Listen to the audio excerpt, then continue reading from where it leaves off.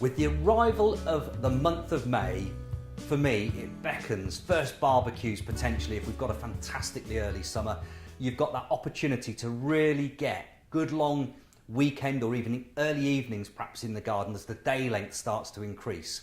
But the things I always crack on with in May is getting things like my hanging baskets finally put outside. Now normally we always say around about Chelsea Flower Show time, around about the 20th of the month of May, that's roughly when Chelsea Flower Show is most years.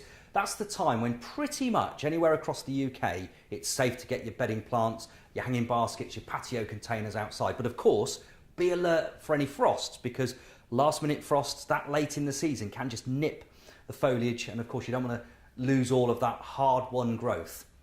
Think about mowing your lawns and feeding your lawns, because of course your lawn now will be growing at its absolute maximum.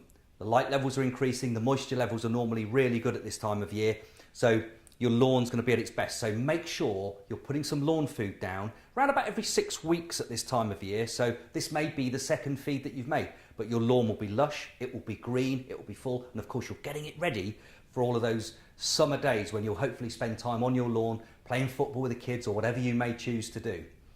When you think about other areas, think about your grow your own areas. Now, your tomatoes and so on could, particularly if you've got the grafted tomatoes, peppers and so on, you can plant them outdoors normally at this point. So they're extra vigorous, they're extra productive, and they're really strong growing. So they will cope being planted outdoors, typically from around about the middle of May, and they'll give you big crops all the way through the summer for your salads and all of that al fresco dining that's hopefully ahead of you.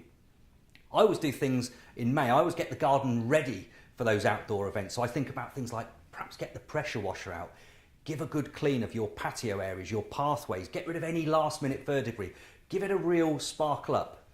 And perhaps think of one or two areas that you could even give a little garden makeover to.